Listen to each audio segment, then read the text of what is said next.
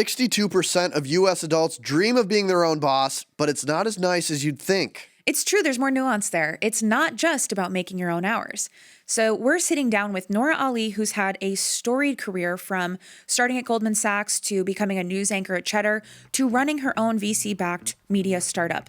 We're going to talk about everything that there is, good and bad, about being your own boss. Yes, Nora gets radically candid, and she shares what she wished she knew before she went down this path. You're going to love this conversation. Let's get into it.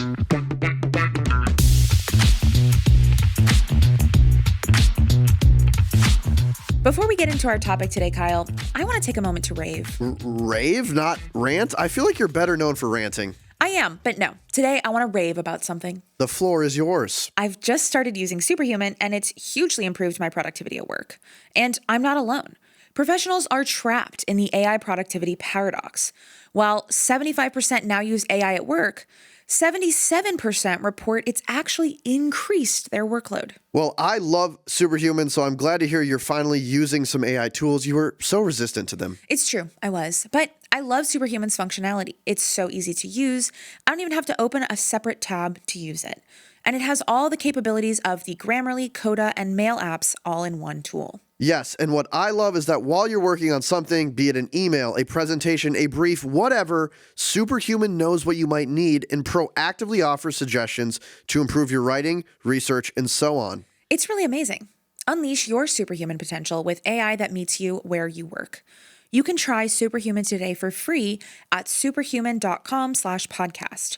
That's superhuman.com/podcast. All right, Nora Ali, thank you for joining us on Per My Last Email. Thanks for having me. We're super excited. Obviously, the reason we wanted to have you on is you're a fellow Minnesotan, so that is The only reason. exclusively the only reason.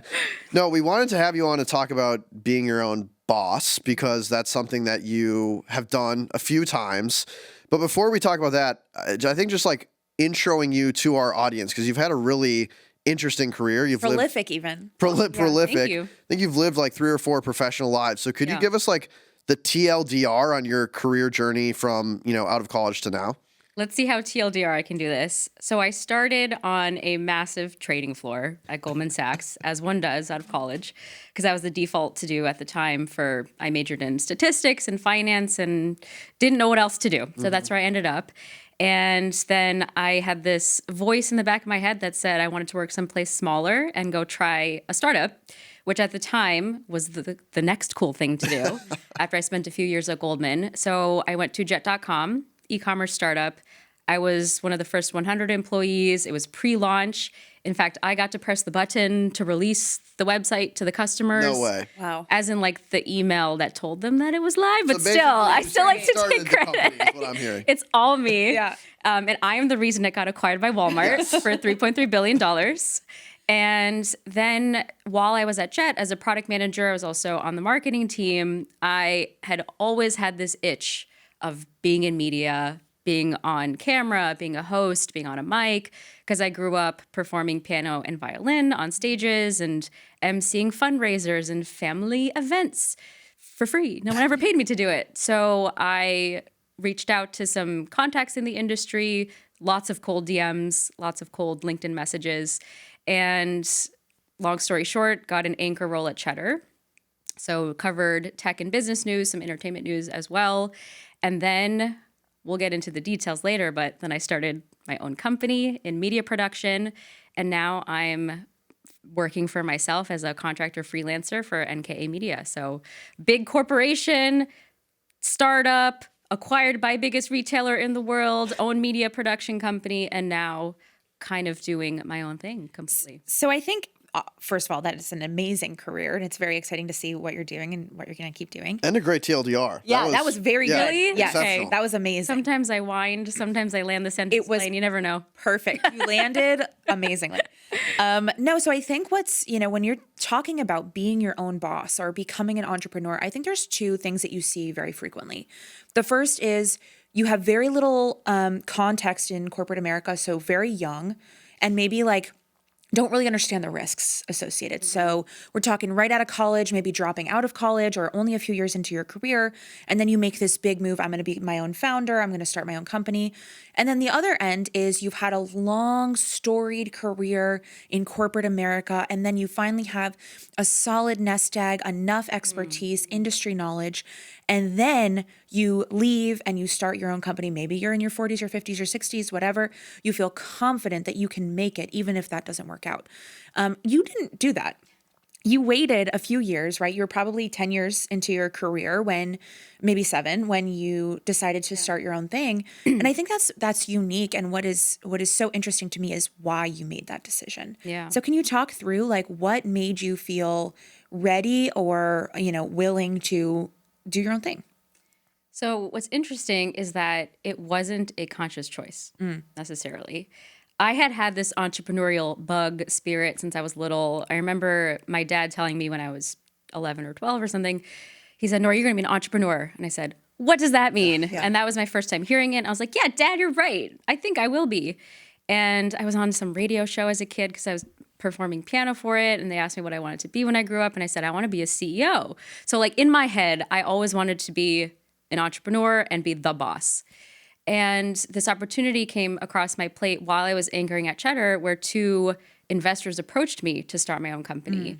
And because I had already been thinking about it since I was a child and felt like I would ultimately end up there at some point, I jumped on the opportunity. And it was far different than I could have possibly expected, in part because it wasn't something that I had thought of myself, decided to quit in order to pursue because of my own pure desire. It was brought to me, and there was a little bit of convincing to myself that I actually want to quit this job that I really like. I loved anchoring. I loved the people that I worked with. So it was quite a big decision. But I figured, if I said no to this opportunity, even if this fails, because I did set myself up mentally that it probably would, because it usually does. And I said, even if it fails, the people I will have met, the things I will have learned, you cannot learn in a quote unquote regular job, or I don't think I could have learned in the job I was in currently. Walk us through like what was most exciting to you about being your own boss? Because I feel like people throw that out all the time. Like, oh, I'd love to be my own boss, but that could mean so many different things to so many different people. Is that flexibility? Is it better work-life balance? Is it not having to answer to someone else? Like walk us through like what was that when you did convince yourself? Yes. What was like, oh, this is going to be the positives of this experience? Flexibility definitely was top of mind for me at the time, because when I started my company, it was called NKA Media, I was living in New York City, but I decided, wait a second, this is the first time I don't have to show up at an office every day. Because even during peak COVID, yes, I was anchoring the news and most of the company was at home, but after a couple months of broadcasting from home, me by myself and a stage manager were in the studio. So I was still showing up somewhere every single day, and I was tethered to live news. So it's not like I could just peace out and take a lot of days off or work from anywhere. So I took that opportunity to go to my sister's house in Maryland, where I live now, where I moved recently, and worked out of there. And I have a picture from like maybe day 2 of building my company, where my little niece, who's like a little baby at the time, is sitting at my feet with my headphones on. My other niece is in my lap. Well, my assistant. That's amazing. And like their family dog is sitting there. I'm like, this is the life. This is great. And the flexibility of being able to say, there was a period of time where I said, I'm not taking any meetings on Mondays and Fridays. Yeah. That didn't last very long, but it felt like I could give myself that space and that bandwidth. On the negative side, which I could go on for a very long time. We'll get there, but there were more surprises, I would say, on the negative side than the positive side. Well, that's maybe what we should talk about next, because I think even your example of saying, I'm not going to take any meetings on Monday and Friday. I'm my own boss, so I can do that, Right. which then quickly changed. Yes. Like, I think you realize that there isn't actually such a thing unless you have like absolute fuck you money of not having a boss. Like you are responsible to a client To somebody. or to investors or to sure. your employees in some way, shape, or form. And I do think a lot of people get trapped in thinking only about the positives Yeah. and never understanding that there's actually a trade-off and there's a lot of negatives too. So like walk us through, I mean, get detailed, like what were the things where you were like, oh shit, I did not think about this and this actually sucks. Yeah. You mentioned work-life balance before. I completely lost that because yes, I could clear my schedule on Mondays and Fridays of meetings, but your brain is constantly on your company. Yep. Especially because this was a world that I had never really operated in. We were doing traditional entertainment where you pitch shows, films to Hollywood studios, to networks. And that in itself, traditional entertainment, is a behemoth to navigate. And I felt really lost and very alone. I think that's the main thing is, yes, I had my nieces on me and at my feet, but I felt like I had to understand everything up front, which was a big learning for me. I realized that I could cross that bridge when I got there for a lot of different things. I was trying to oversolve for, our next fundraising round. Oh, what are the investor updates I'm going to give in the next quarter? And making sure I was setting up tons of networking meetings, which in retrospect were great and I learned a lot, but I felt like I had to have every question answered up front instead of just kind of letting it happen. So certainly that work-life balance was gone because I was constantly trying to keep up, trying to learn, trying to make up for what I didn't know. And the accountability piece of it was probably the most hard for me. I've since learned that I actually really like having a boss. A boss who I literally report to, maybe not literally report to, but someone else who has executive decision-making power above me. It doesn't have to be at a traditional corporate job. It can still be as a consultant now. I'm working with a company. There's an executive producer that I get to bounce ideas off of who ultimately can say, okay, this works or this doesn't work. I really like that. I had no idea that I would love having a boss so much.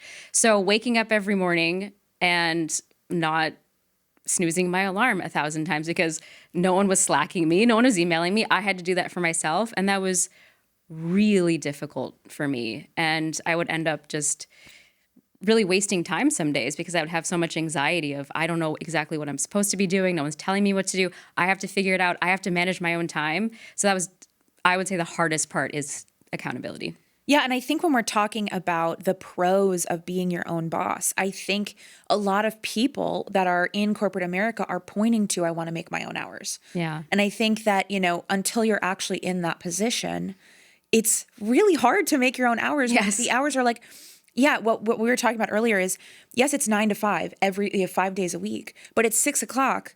You're still going to have a job tomorrow morning. Right. And you're still going to have health insurance at the end of the month. Versus it's 6 o'clock and you haven't done what you needed to do for the day, or you're, not far enough along on finding revenue.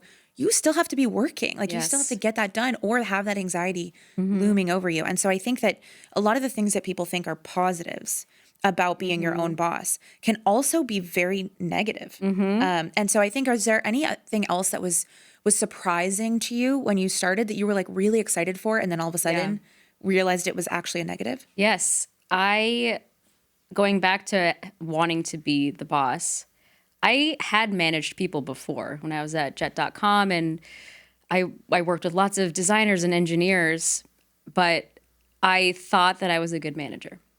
And then I got to this point where I'm the CEO and I have 2 employees. It was so difficult for me to manage them, not because of them as people, but because I hired them intentionally to be more knowledgeable about the industry than myself, which I highly recommend. But it ended up in me not trusting my gut enough as an outsider to the industry to do things differently. So I trusted them a lot, let them make executive decisions, and wasn't really bossing enough, if that makes sense. And then the pressure and anxiety of having to hit payroll for other people when it was just me, who cares? Like, because of the other jobs that I've had, I've saved a lot of money. So I felt personally very comfortable taking this risk to start my own thing. But my employees are moms and they have to support a family. And I think I also let the personal side of it get to me a little bit too much, where I'm literally thinking about their lives at home and their families and what are they going to do if our funding dries up? And everything that I did was for them.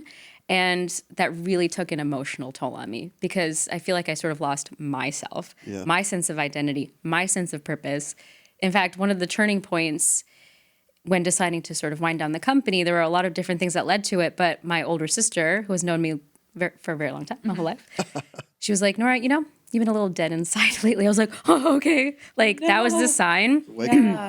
That was a sign because I'm just like a default, very happy, energetic person. And I changed while running my own company. So a lot of it was surprising on the downside, unfortunately. And we'll be right back after this. Okay, back to the show. One, I really appreciate the transparency. I think it's really powerful. And not to defend corporate America, but I'm going to have to here. Like, I think what you brought up is a really good perspective that I think employees, myself, often forget about, which is like, I show up, I have like a bad day at work or a project doesn't go well. Like, I'm still getting paid in like 2 weeks. Yes. I'm still able to go to the doctor. I'm still getting a matching 401k. Like, it kind of becomes someone else's problem. Yes. It's like the C-suite's problem if you're not making enough money. Like, you guys go figure it out. Still pay me. And I think people often like take that for granted and don't necessarily understand the burden when you are responsible for 2 to thousands of employees, the pressure that can build and put on someone. And it can be really, really challenging to navigate that. 100%. And that kind of pressure, this honestly gave me so much empathy for any boss I've ever had. Yeah. Because it's easy to complain and vent and treat your boss with a little bit of like, that's my boss. Like, my boss is making me do this, make me do that. But they're under a lot of pressure. And the pressure that I felt to deliver for my employees had physical effects on me. I was more sick during the 3+ years that I was running this company than cumulatively I had been in my adult life, probably. Yeah, that makes sense. Stress and everything. Yeah. Horrible. Yep. I was in therapy, still am in therapy. And I had heard this so many times from my therapist and others, like, you need to take care of your mental health because it does impact your body. You will get sick. And I never really believed it that much until I think the rock bottom-ish was when I got sent to the emergency room because I had severe esophagitis, which is ulcers all up and down your esophagus and upper stomach. Couldn't drink water, couldn't put any food down. Even swallowing my own saliva hurt. It felt like water, fire and glass going down my throat. God. And I, got a lot of tests done after that. And they didn't have a lot of reasoning except, you're under a lot of stress. And that wasn't the only time I was sent to the doctor because of stress and anxiety. And the only explanation from the doctor is, you gotta take care of your mental health, bro.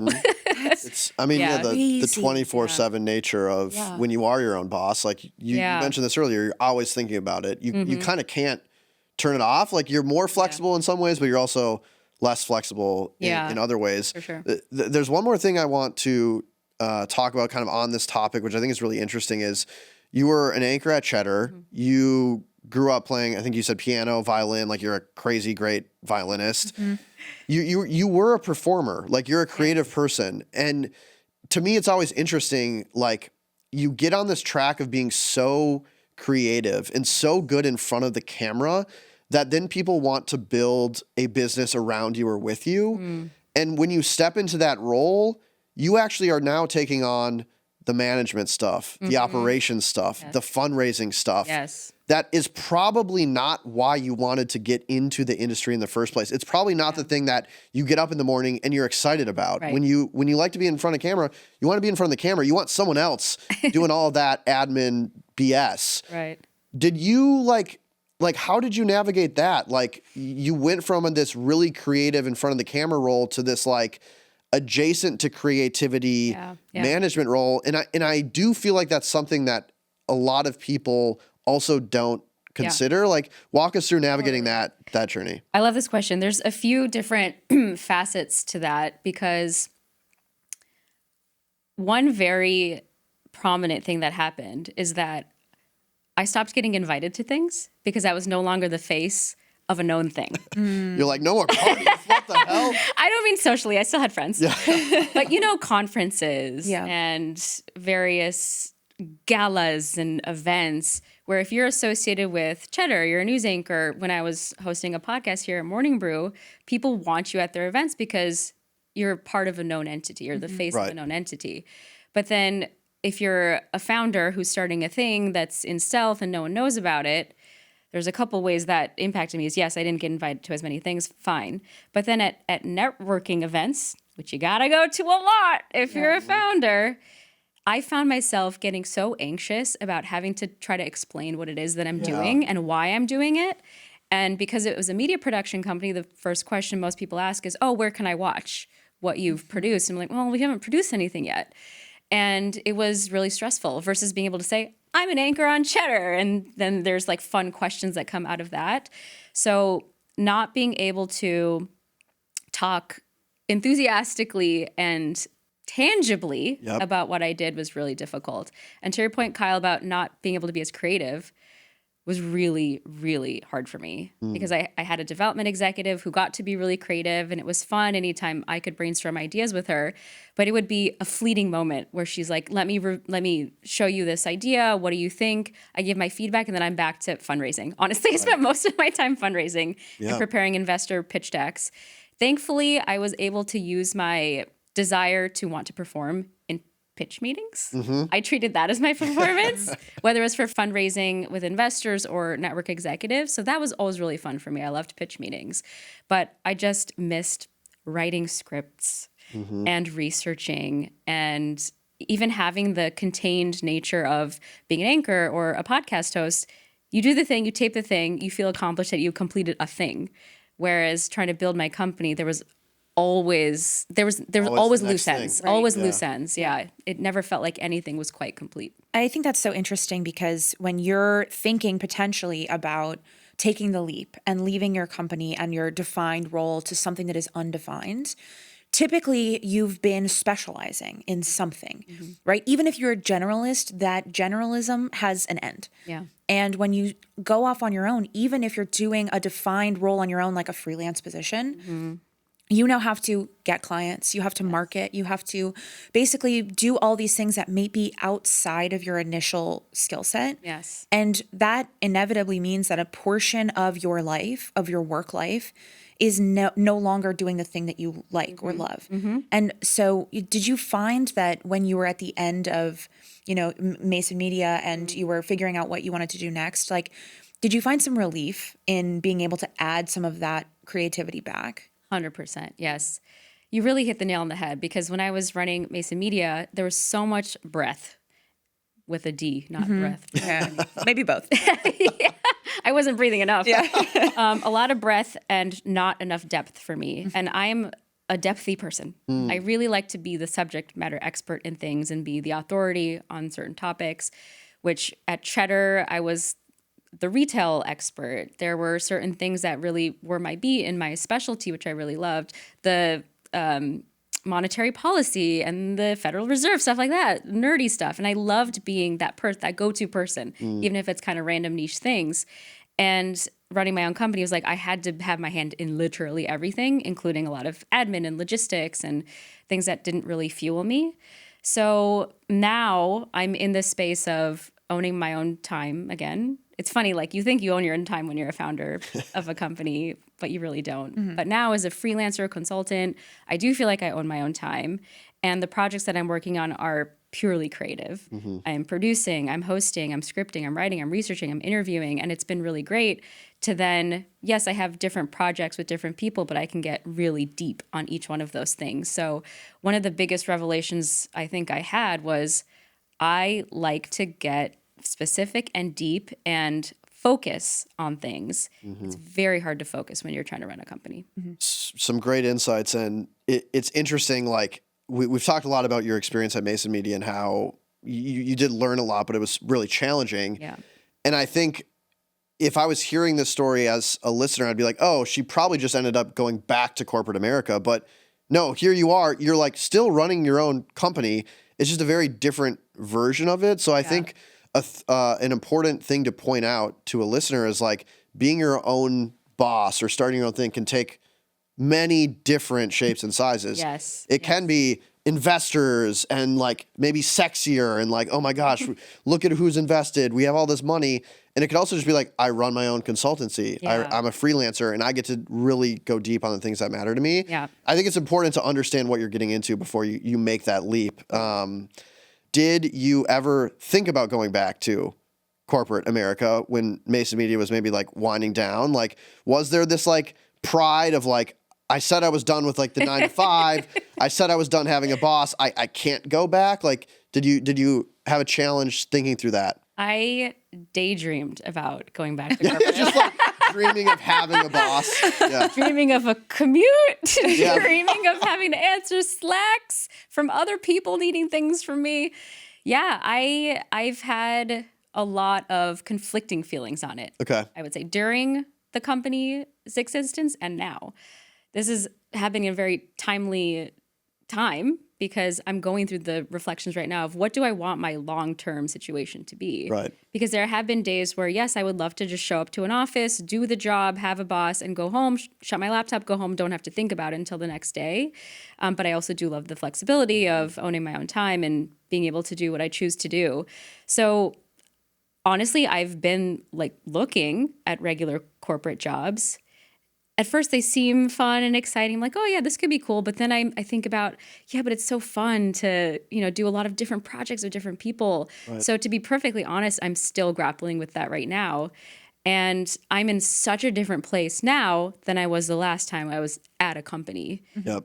At like a regular company, which I guess was my first job, which was a long time ago now. Because at Cheddar, they were still small organizations when I started, at least, relatively speaking, and you could have that entrepreneurial spirit internally. So I think where I've landed is, sure, maybe I will ultimately work for an organization that is tangible, it exists, it's a company. I don't know what we exactly mean by corporate, but go work for a company, but one either that is entrepreneurial in spirit or has an entrepreneurial team, an innovation team that I can be a part of. Because I think I've realized I don't necessarily want to be a part of a big machine again, like I was at Goldman, but there are pockets of innovation, entrepreneurship that you can find, I think, at pretty much any company if you look hard enough. So what would your suggestion be if somebody is in corporate America or is considering making a leap to some level of being their own boss? Like, what would you suggest they consider before making that decision? I would look at other aspects of your life, and going back to my biggest learning on the downside is kind of the accountability piece of it for myself. I would look at other parts of your life and see if you are able to hold yourself accountable without outside forces. One example in my life is, let's take the gym. I love going to the gym. I love working out. But if I don't sign up for a class for which there's a penalty if I don't show up, or if there aren't people at that class that won't give me crap for not showing up, if there isn't some form of accountability, I probably won't go. There's some days where I'm like, oh, don't have time to go to the gym. I'll go for a run. How many times have I taken myself out on a run? Right. Barely, ever. So if you are someone who can do things even when it feels like it's going to suck and no one else is telling you to do it, then yeah, maybe that is for you. And then I would also reflect on the bosses that you've had, what you like about them, what you admire about them, what you feel might be challenging, to put yourself in their shoes.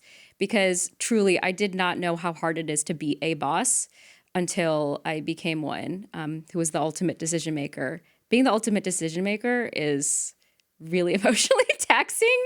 So thank you to all of you who are the bosses around here. So yeah, I think there's doing some reflecting of what else is going on in your life, whether it's the people around you or how you interact in your day-to-day, can give you a lot of clues as to whether you would thrive or not as your own boss. I think those are great reflections. I want to ask one question that's not really on this thread that we've been going down, but just about your career in general. Yeah. And maybe gas you up a little bit here because so Nora, you are like a world-class musician. You work at Goldman as like an analyst for 3 years. You then are like, oh, I'll just host the news. And you somehow go host the news. Then you start your own company. Like it feels like, again, we talked about this at the beginning, you've had 3 or 4 or 5 professional lives. Yeah. A lot of people listening to the show are thinking about their own career pivots. you've done this repeatedly. Like, what is the secret sauce? How have you made so many leaps in very different fields, and you've done it from the outside pretty seamlessly? Thank you. What's your advice? If you have one theme that you decide is your theme that carries you from job to job, that'll help tremendously. I didn't know it explicitly at the time. This is me reflecting in retrospect, but from job to job, they seemed very, very different, very distinct. But my theme was always, I'm a person who connects the dots. So at Goldman Sachs, I was calling up clients to pitch them equity ideas in Asian stocks and Asian companies. So I had to connect the dots from these research reports, from market data, and tell a good story. And then at Jet.com, at the time when they hired me, they were still looking for generalists because it was early on. But I talked about my background in data and statistics. I will literally connect the number dots for you and tell a good story to the customer or to be able to acquire customers. And then at Cheddar, you connect the dots for the audience, right? There's so much news, there's so much happening. You have to connect the dots and tell a clear, relatable narrative to them about what's going on in the world. And then for my company, this is probably where I lost myself a little bit, because connecting the dots wasn't really a huge part of what I was doing day to day, because I was trying to do everything and run this company. And yes, it was a production company. Storytelling is at its core. You could say this is about connecting the dots, but I didn't have the bandwidth to connect any dots. My dots were all over the place. It was a scatter plot.